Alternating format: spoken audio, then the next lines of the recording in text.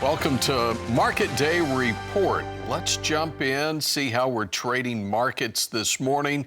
We'll start with the corn market and export sells out and 1.222 million metric tons.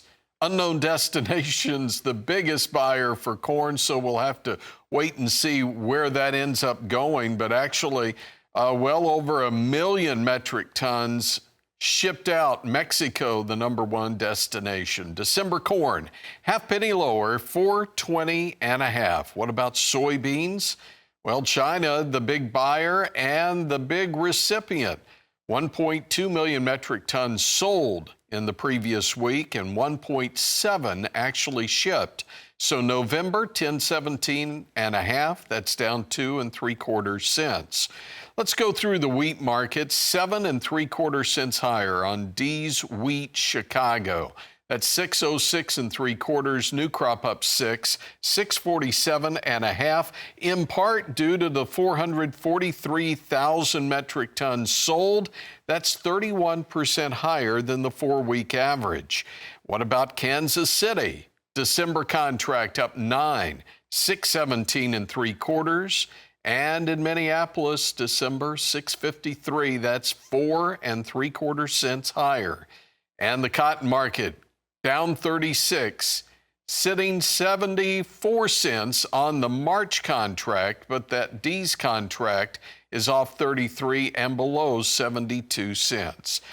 Quickly through our equities, Dow is in the red. What about the NASDAQ? Well, we're watching it in the red, and the S&P has been trading in the red as well. I wanted to throw the equities in because we go to New York City and the NYSE.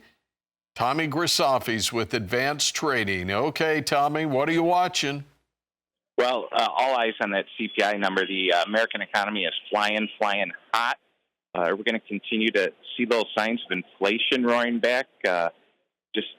Interesting times here. Yesterday, the stock market hit a monster day. I believe the Dow Jones closed higher, up as much as 400, maybe record highs, if not real close in the Dow, S&P, and NASDAQ. What's that mean to do with corn today? Not too much, my friend. Down a half.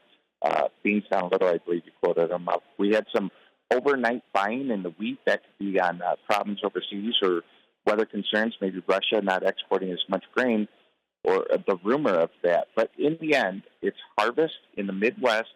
Clients I talk to all over the USA are harvesting big bushels. There's a few in Minnesota who are complaining, and a few other places. As you know, America's a big place. There's always someone with a problem if you look hard enough. But overall, big harvest. All eyes on USDA report tomorrow, 11 o'clock. We'll see what the government tells us. And from what I can tell from my own personal book of business, there's good bushels out there. We just need a little bit more export demand, like you quoted up earlier in the show, and things will be okay in ag. All right, Tommy, hang on. We'll come back. We'll talk hogs and we'll talk cattle. And if we're talking exports, that's beef and pork. That's all coming up. Market Day Report continues after this.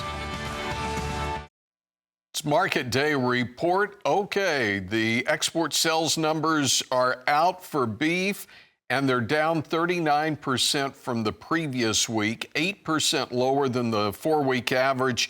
China, the big buyer for beef, and then the shipments, South Korea taking the majority of those 16,000 metric tons, which was a 10% week-over-week drop. What's happening in the market? Let's go live cattle futures. Chicago, December off 37 at 186.85.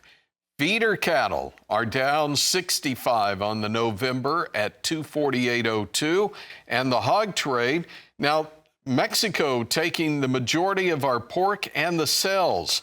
Sales up 17% week over week at 50.6 thousand metric tons. That's also a 56% increase over the 4-week average. December hogs 40 higher, 75.97. Tommy Grisafi, Advanced Trading. He's in New York. And what are you watching?